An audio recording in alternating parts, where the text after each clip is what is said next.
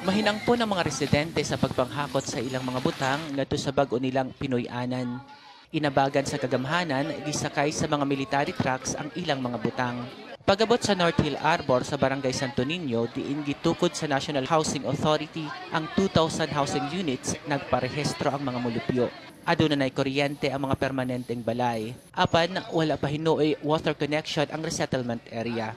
Doon na hinuoy mga water tanks nga kapunduhan og tubig nga irasyon sa kagamhanan. Una nang gimanduan ni Presidente Rodrigo Duterte ang mga ahensya sa kagamhanan pagpadali sa relocation ug tapuson ang pagpabalhin sa mga biktima sa Yolanda karong Disyembre. That's why that's why I thank the President for pushing the different agencies. Target sa kagamhanan nga makabalhin sila ug mga pamilya matag adlaw aron matuman ang deadline sa presidente.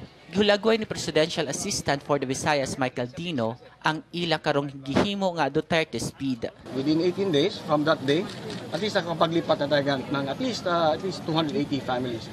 And that will tuloy-tuloy yan every day, no? Lilipat. Anaa sa northern part sa Tacloban ang resettlement site. Busa, mas layo kini sa eskwelahan ug sa gitrabahoan sa mga mulupyo. Hirayo gudman ako ang syudad.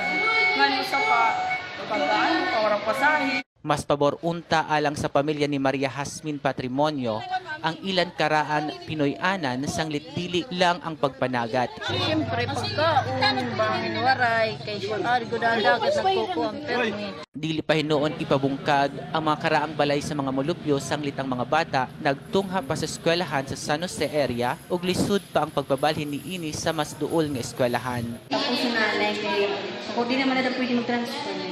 Di naman mainga.